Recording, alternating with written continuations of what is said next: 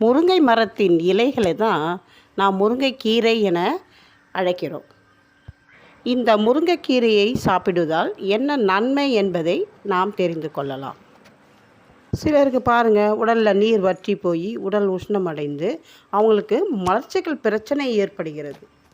இப்படி மலச்சிக்கல் பிரச்சனை இருப்பவர்கள் முருங்கை இலை வேக வைத்து அதனுடைய சாற்றை குடித்து வந்தால் உடல் சூடு தணிவதுடன் இந்த மலச்சிக்கல் பிரச்சனை இருக்குது பாருங்கள், அது நீங்கிடும். சிலருக்கு கை கால் வலி இருக்கும்.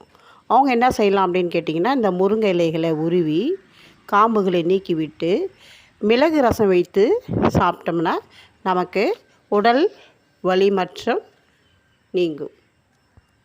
முருங்கை இலைகளை அடிக்கடி சாப்பிட்டு வந்தால் இருபாலருக்கும், ஆண் பெண் இருபாலருக்கும் மலட்டுத்தன்மை என்பது இருக்கும் சிலருக்கு. அந்த மலட்டுத்தன்மை போக வேண்டும் என்றால் நாம் இந்த முருங்கைக்கீரையை சாப்பிட்டு வந்தால் குழந்தை பிறப்பதற்கு நல்ல வழிவகுக்கும். அது மட்டும் இல்லைங்க, இரத்தத்தில் இரத்த அணுக்கள் குறையும் போது இரத்த சோகையும் நமக்கு ஏற்படும்.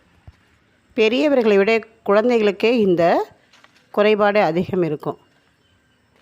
சிறந்த நிவாரணியாக இந்த முருங்கைக்கீரை இருக்குங்க. இதை நெய்யில் வதக்கி குழந்தைகளுக்கு கொடுத்து வந்தால் அந்த பிரச்சனை நீங்கும்.